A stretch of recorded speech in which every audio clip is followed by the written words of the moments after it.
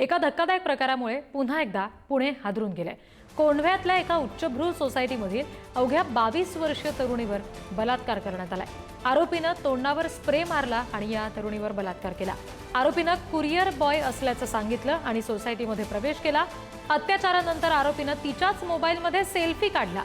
आरोपीनं मोबाईलमध्ये परत येईल असं टाईप सुद्धा करून ठेवलं। बुधवारी रात्री 7:30च्या सुमारास हा सगळा प्रकार घडलाय। निर्भया वय वर्ष 22 हिच्या फ्लॅटवरती बँकेचं एक एनवलप डिलिव्हरी देण्यासाठी एक व्यक्ती आला होता। त्या ठिकाणी आल्यानंतर मॅडम मी पेन विसरलेलो आहे, आपण रिसीट द्या असं सांगितल्यावरून निर्भया ह्या घरामध्ये पेन घ्यायला गेले असताना अचानक घरामध्ये प्रवेश करून घर बंद करून आरोपीनं अत्याचार केल्याची घटना समोर आलेली आहे। गुन्हे शाखेची 5 पथकं आणि परिमंडळाची 5 पथकं अशी आरोपीच्या मागावरती आहेत। यामध्ये आम्ही प्रगतीवरती आहोत। लवकरच आम्हाला आरोपी अटक करण्यामध्ये यश येईल। त्याच्या संदर्भात पोलिसांची आत्ताच माझं येताना बोलणं झालं। या सगळ्या प्रोसेसमध्ये पोलीस तपास करतात आहेत आणि खरं तर दिवसेंदिवस ह्या घटना वाढलेल्या आहेत। ही कोंढवा परिसरातली घटना आहे आपण जी सांगताय, त्याच्यामध्ये पोलिसांनी तातडीने याच्यामध्ये तपास कार्य सुरू केलेलं आहे। पण अशा घटना घडू नये याच्या पाठीमागे अजून काय आहे का हे शोधण्याचा प्रयत्न हा पोलिसांच्या माध्यमातून होतोय।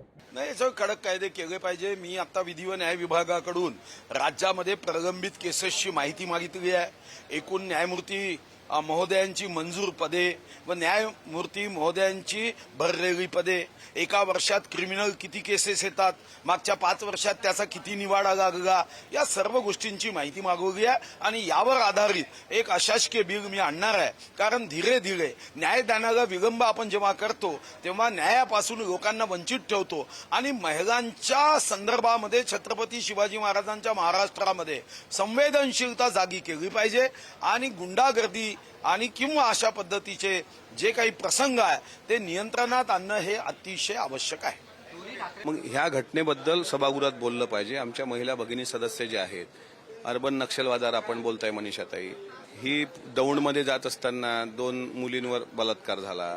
आज तुम्ही पुण्याची घटना सांगताय, याच्यावर पॉइंट ऑफ इन्फॉर्मेशन मांडा, याच्यावर विशेष उल्लेख मांडा, याच्यावर अखंड तांडव झाला पाहिजे सभागृहामध्ये। आम्ही पण भाऊ म्हणून सोबत आहोत, पण काहीतरी हे मुद्दे बाजूला पडण्याकरता तुम्ही भलतच काही मुद्दे काढणार, त्याच्यामुळे ही घटना निंदनीय आहे आणि या घटनेबद्दल वरिष्ठ सभागृहात जेव्हा चर्चा होईल त्यावेळेस आम्ही सरकारसमोर ती भूमिका मांडू।